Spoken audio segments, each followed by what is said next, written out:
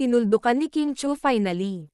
Paolo Avellino, maisa sa publiko na ang estado ng relasyon nila.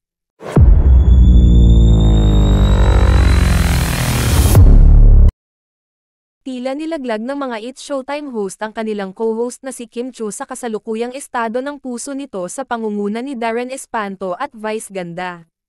Matapos ang pagpopromote ni Kim Chiu sa kanilang upcoming show ng kanyang on-screen partner na si Paolo Avellino ay kaagad itong napuno ng pangangantsaw mula sa kanyang mga kasamahan sa show. Pahiwatig na talagang alam ng mga kasamahan ni Kim Chiu sa It's Showtime ang totoong relasyon ni Kim Chiu at Paolo Avellino.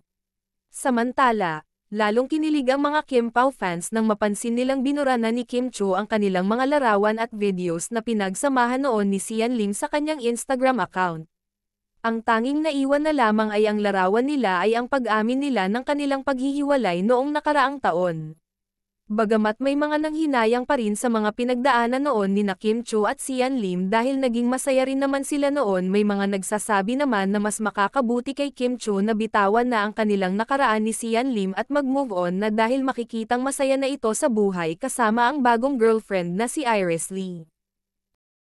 May mga nagsasabi naman na tila handa na umano si Kim Chiu na tanggapin si Paolo Avellino at tila tinuldukan na ang mga haka-haka patungkol sa kanilang relasyon ni Paolo Avellino. Marami sa mga fans ng Kim Pao ang patuloy na umaasang totohanan na ang relasyon ni na kanilang mga idolo ngayong napalapit na sila sa isa't isa sa magkakasunod na proyekto.